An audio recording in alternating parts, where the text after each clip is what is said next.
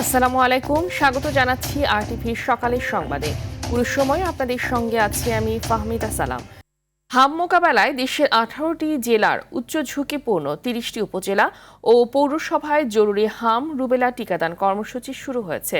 সকাল 9টা থেকে 6 মাস থেকে 5 বছরের কম বয়সী শিশুদের এই টিকা দেয়া হচ্ছে। কোনো শিশু আগে থেকে টিকা পেয়ে থাকলেও 5 বছরের কম বয়সী সবাইকে এই কর্মসূচির আওতায় আনার কথা জানান সংশ্লিষ্টরা। প্রথম পর্যায়ে উচ্চ ঝুঁকিপূর্ণ 30টি হটস্পটে কার্যক্রম শুরু হলেও মাঠ পর্যায়ে প্রস্তুতির উপর ভিত্তি করে পর্যায়ক্রমে তা সারা দেশে সম্প্রসারণ করা হবে। আগামী 21 মের মধ্যে সারা দেশে এই কার্যক্রম শেষ করার লক্ষ্য সরকারের। এদিকে কুষ্টিয়া জেনারেল হাসপাতালে হামের উপসর্গ নিয়ে ভর্তি আছে 32 জন।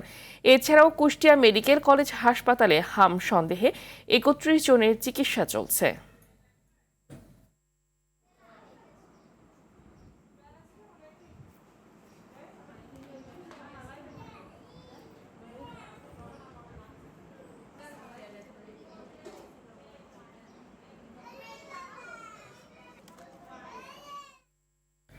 হামের উচ্চ ঝুঁকিপূর্ণ এলাকাগুলোর মধ্যে রয়েছে উপকূলের জেলা বরগুনা। এই বিষয়ে বিস্তারিত জানাতে সরাসরি যোগ দিচ্ছেন সহকর্মী মনির হোসেন কামাল। কামাল,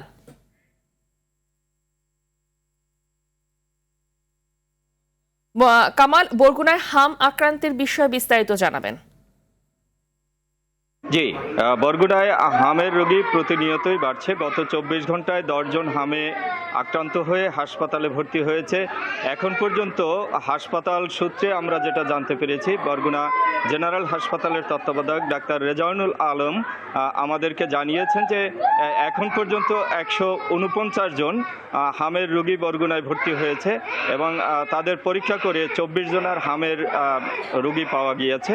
এবং আমাদের সিভিল সার্জন ডাক্তার আবুল ফাত্তা জানিয়েছেন যে এখন পর্যন্ত এই হামের প্রাদুর্ভাব বেড়ে যাওয়ার কারণে বরগুনা থেকে 73 জনের নমুনা ঢাকায় পাঠানো হয়েছে এবং ইতিমধ্যেই বরগুনাকে একটি ঝুঁকিপূর্ণ জেলা হিসেবে চিহ্নিত করা হয়েছে। এবং আমরা স্বাস্থ্য বিভাগের সাথে কথা বলতে বলে জেনেছি যে কেন বরগুনায় হামের প্রাদুর্ভাব বাড়লো। তো সেখানে স্বাস্থ্য বিভাগ যেটা বলেছে যে যখন হামের টিকা দেওয়ার কথা ছিল তখন স্বাস্থ্যকর্মীরা আন্দোলনে ছিল এবং এই আন্দোলনের কারণে হামের যে টিকা সেই হামের টিকা তখন দেওয়া হয়নি, যে কারণে হঠাৎ করে এই হামের রোগীর সংখ্যা বেড়ে গিয়েছে। এবং আজকের কিন্তু এই 18টি জেলা যেখানে হামের টিকা শুরু হবে তার মধ্যে বরগুনাও একটি। বেলা 11টায় সিভিল সার্জন অফিসে এই হামের টিকার কার্যক্রম শুরু হবে এবং এখানে চিফ হুইপ আলহাজ নুরুল ইসলাম মনি তার কিন্তু এই উদ্বোধনী অনুষ্ঠানে থাকার কথা রয়েছে। এবং এখানে হাসপাতালগুলোতে যে বেড নির্ধারণ করা হয়েছিল, বরগুনা জেনারেল হাসপাতালে 37টি বেড করা হয়েছিল হামের রোগীদের জন্য, কিন্তু এখানে রোগীর সংখ্যা অনেক বেশি। তো এখন বেড দেওয়া যাচ্ছে না, একই সাথে রোগীদের ফ্লোরে থাকতে হচ্ছে।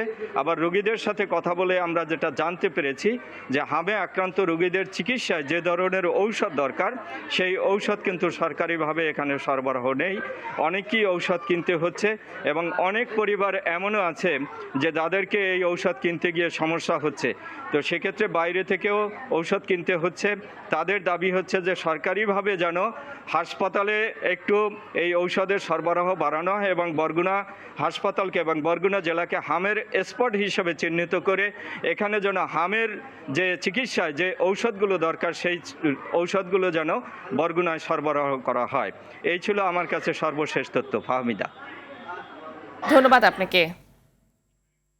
এদিকে রাজধানীতেও বেড়েছে হামের প্রাদুর্ভাব। সবশেষ পরিস্থিতি জানাতে রাজধানীর মহাখালী কোভিড বিশেষায়িত হাসপাতাল থেকে যুক্ত হচ্ছেন সহকর্মী বিপুল দেবরায়। বিপুল, হাসপাতালে হামের রোগীদের চাপ কেমন দেখছেন এবং সেই সাথে জানাবেন যে চিকিৎসকরা কি বলছেন।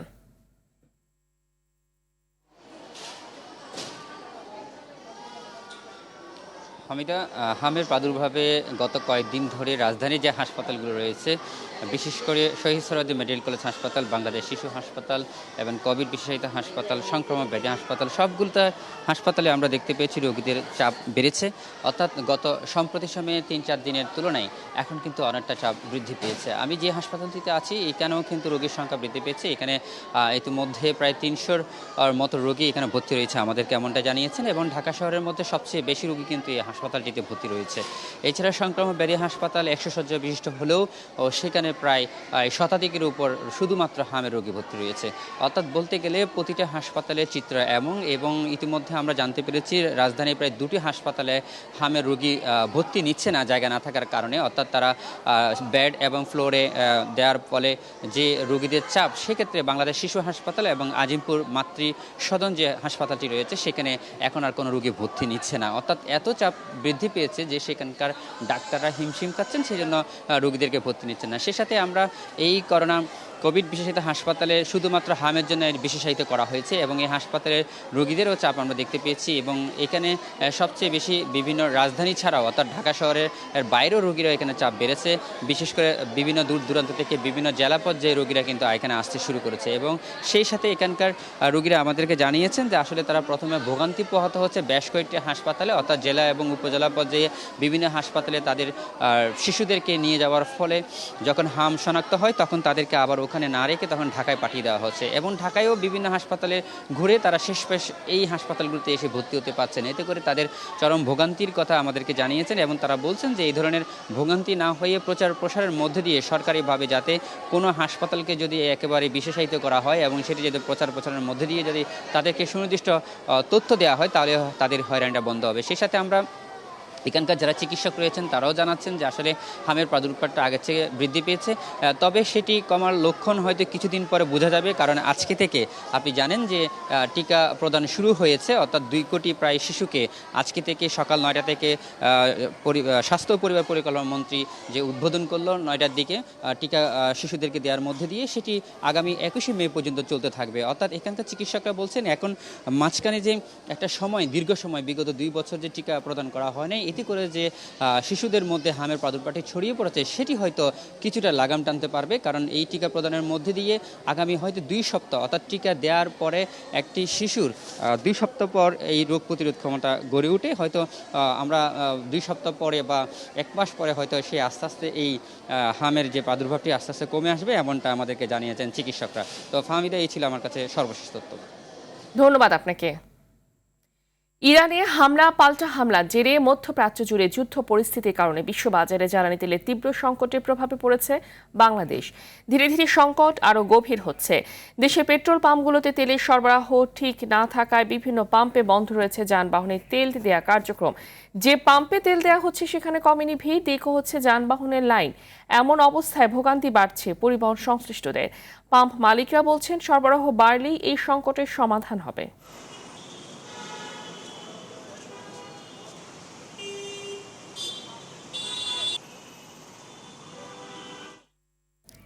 দর্শক, এই মুহূর্তে গুলশান ফিলিং সার্ভিস স্টেশন থেকে যুক্ত হচ্ছেন সহকর্মী জাহিদ রহমান।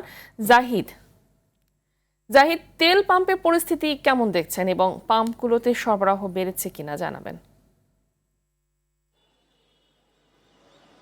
ফাহমিদা, প্রতিদিনের মতো আজও দেখেছি বিভিন্ন পাম্প ঘুরে সেখানে দীর্ঘ সারি, অর্থাৎ এই যে ভোগান্তি কোনোভাবেই সেটি কমছে না। ইতিমধ্যেই আমি যেখানটা দাঁড়িয়ে আছি এখানটায় দীর্ঘ সারি তৈরি হয়েছে এবং কয়েক কিলোমিটার পর্যন্ত এখানে মানুষ অপেক্ষা করছে। বিশেষ করে গতকাল রাত থেকে অনেকে এসেছেন এখানে পাম্পে, যখন তেল নিতে এসেছিলেন তখন তেল শেষ হয়ে গেছে এবং সেই কারণে তেলের যে সরবরাহ সেই ঘাটতির কারণে এখন পর্যন্ত পাম্প খোলেনি। আপনি দেখতে পাচ্ছেন কিছুক্ষণ আগে আমি যদি দেখাতে চাই এখানে একটি গাড়ি এসেছে এবং সেই গাড়ি ইতিমধ্যেই তেল নামানোর কাজ করছে এবং সেটি হয়ে গেলে এখানে যে পাম্পটি খুলে দেওয়া হবে এবং যারা অপেক্ষা করছেন তারা তেল পাবেন। এখানে পাম্প কর্তৃপক্ষের সাথে আমি কথা বলেছি, তারা বলেছেন যে আজকে তাদেরকে অকটেন 18,000 এবং পেট্রোল 4,500 লিটার দেওয়া হয়েছে এবং ইতিমধ্যেই আপনি দেখতে পাচ্ছেন যে এখানে যে দীর্ঘ সারি এখানে তারা অপেক্ষা করছেন, তারা এই অপেক্ষা কিন্তু তাদের শেষ হচ্ছে না এবং তারা নিরুপায় হয়ে এখানে ঘন্টার পর ঘন্টা অপেক্ষা করছেন এবং বিশেষ করে তাদের যেটি দাবি যে তারা যেই ভোগান্তিতে পড়ছেন সরকার যদি একটু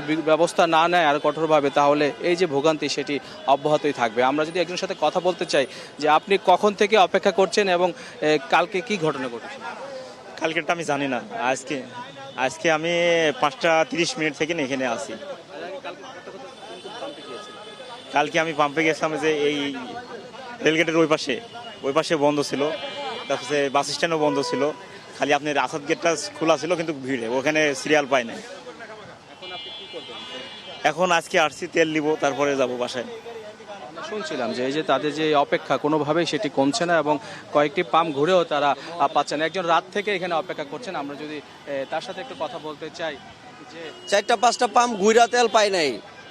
ভোর 4টা বাজে এখানে আসা সিরিয়ালে দাঁড়াইলাম তেল নেওয়ার জন্য। এখন তো প্রায় 10-9:30 বাজতেছে, এখন তো তেল পাচ্ছি না এখনো। আমরা শুনছিলাম যে তারা যে অপেক্ষা করছেন সেই অপেক্ষার শেষ হচ্ছে না, তবে তারা তেলটি পেলে হয়তো তাদের যে যানবাহনটি সচল রাখার সেটি প্রক্রিয়াটা সম্পন্ন করতে পারবেন, তাই তারা এখানে অপেক্ষা করছেন। ফাহমিদা, ধন্যবাদ আপনাকে। কিছুতেই সংকট কাটছে না জ্বালানি তেলের, এতে ভোগান্তি চরমে উঠেছে চালকদের। আর সংকটের প্রভাবে কৃষি জমিতেও সেচ কাজ ব্যাহত হচ্ছে। ঢাকার শিল্পাঞ্চল আশুলিয়ায় লোডশেডিংয়ে কারখানাগুলোর একমাত্র ভরসা তেল, আর কাঙ্ক্ষিত তেল না পেয়ে বিপাকে কারখানা কর্মরতরা। ঘন্টার পর ঘন্টা লাইনে দাঁড়িয়েও পাম্পে তেল পাচ্ছেন না চালকরা। হবিগঞ্জে খুচরা বাজারে অতিরিক্ত মূল্যে জ্বালানি তেল বিক্রি হচ্ছে, যদিও পাম্পগুলোতে তেলের জন্য দীর্ঘ লাইন চালকদের।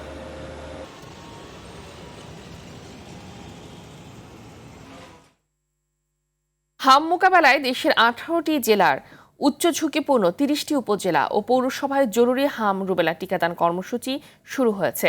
সকাল 9টা থেকে 6 মাস থেকে 5 বছরের কম বয়সী শিশুদের এই টিকা দেয়া হচ্ছে। নবাবগঞ্জ উপজেলার স্বাস্থ্য কমপ্লেক্সে টিকাদান কর্মসূচির উদ্বোধন করবেন স্বাস্থ্যমন্ত্রী। আমরা এ বিষয়ে জানতে কথা বলবো সহকর্মী অমিতাভ অপুর সাথে।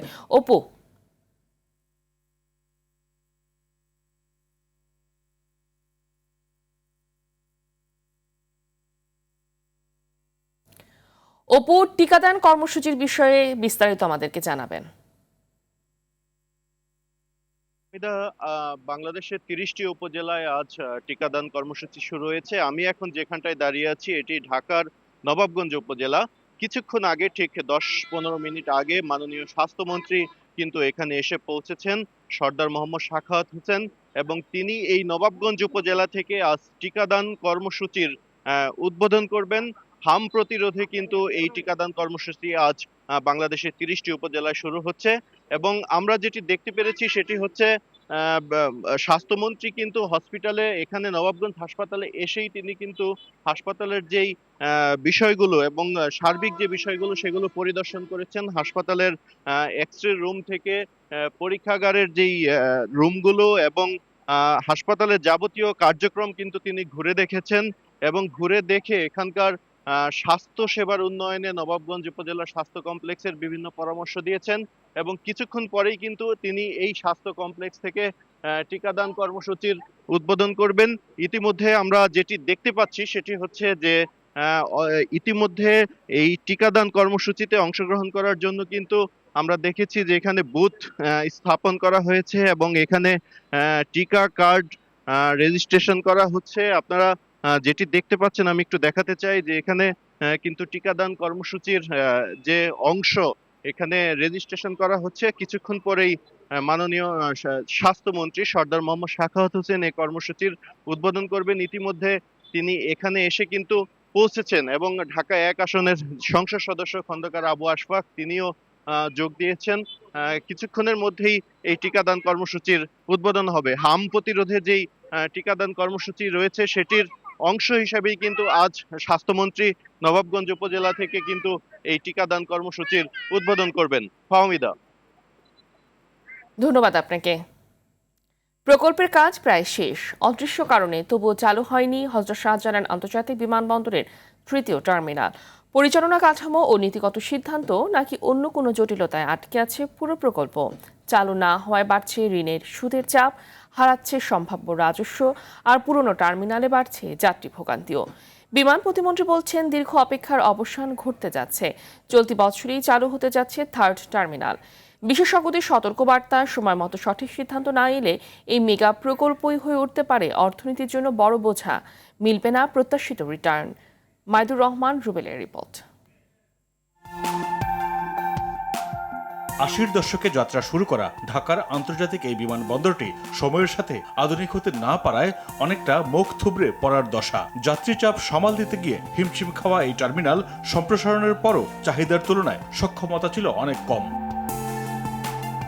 প্রথম ও দ্বিতীয় টার্মিনালের চাপ কমাতে 2019 সালে শুরু হয় থার্ড টার্মিনাল নির্মাণ কাজ, যার লক্ষ্য ছিল আন্তর্জাতিক মানের সেবা নিশ্চিত করা এবং একই সাথে যাত্রী ধারণ ক্ষমতা বাড়ানো হবে কয়েক গুণ। 2024 সালে নির্মাণ কাজ শেষ হলেও অদৃশ্য কারণে এটি চালু করেনি অন্তর্বর্তী সরকার।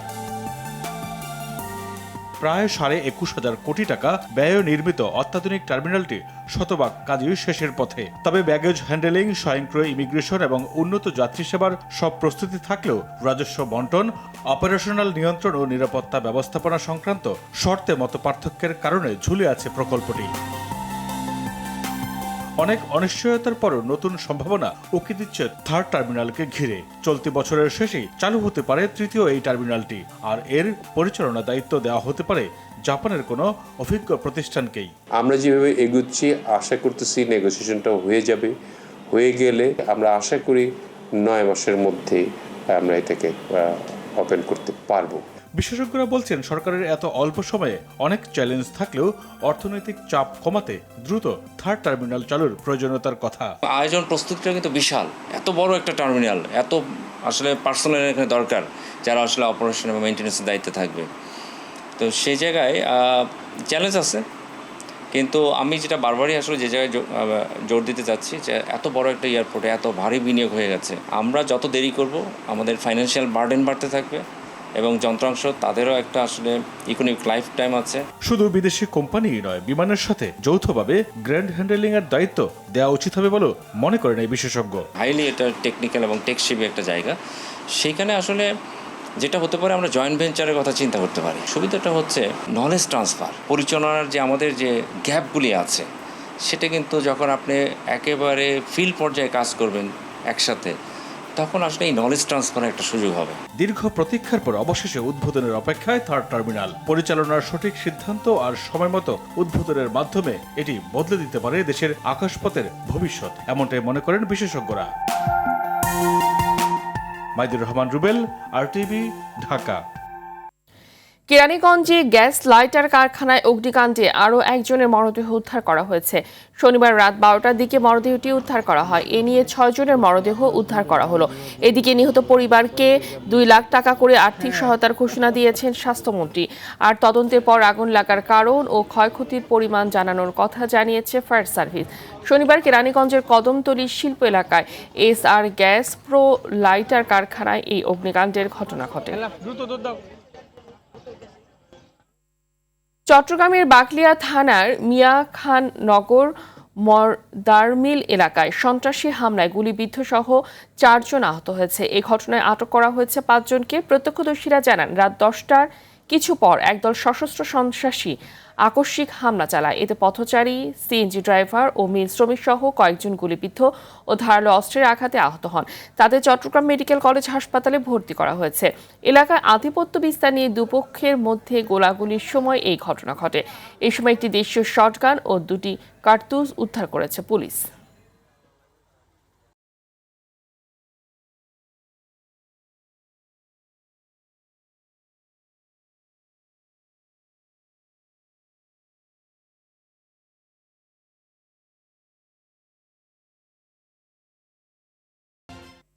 IDLC পরিবর্তনের পথে বাংলাদেশ। জ্বালানি সাশ্রয় ও মধ্যপ্রাচ্য যুদ্ধে প্রভাব মোকাবেলায় ব্যয় কমানোর সিদ্ধান্ত নিয়েছে সরকার। পরিচালনা ব্যয় কমাতে পরবর্তী নির্দেশ না পাওয়া পর্যন্ত সরকারি কর্মকর্তাদের গাড়ি কেনার জন্য সুদমুক্ত ঋণ দেয়া এবং সরকারি অর্থায়নের সকল বৈদেশিক প্রশিক্ষণ বন্ধ থাকবে। এছাড়া অভ্যন্তরীণ প্রশিক্ষণ ব্যয় 50% কমানো, সেমিনার ব্যয় 20%, সভা সেমিনারে আপ্যায়ন ব্যয় 50% এবং ভ্রমণ ব্যয় 30% কমানোর সিদ্ধান্ত গ্রহণ করা হয়েছে। আগামী 3 মাস পর্যন্ত সরকারি কোনো নতুন গাড়ি এবং কম্পিউটার সামগ্রী কেনা বন্ধের সিদ্ধান্ত নিয়েছে সরকার।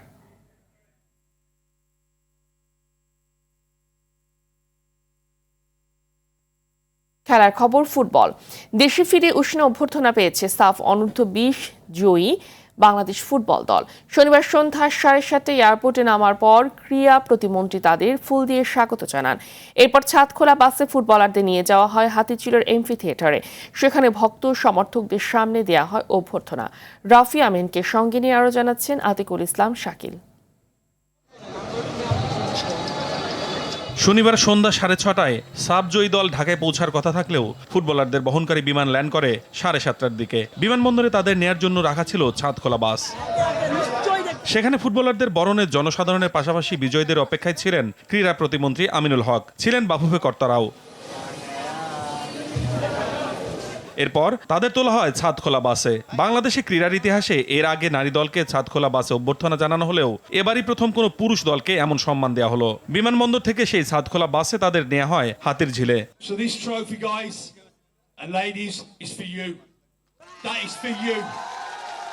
এই টিমকে যদি আপনারা লজিস্টিক্যাল, ফাইন্যান্সিয়াল এবং বাকি সব সাপোর্ট যদি দেন, আমি আশা করি যে এই টিমটা জাস্ট সাফ জিতবে না। এই টিমটা আমি আশা করি আপনাদেরকে এশিয়ান কাপে রিপ্রেজেন্ট করবে একদিন।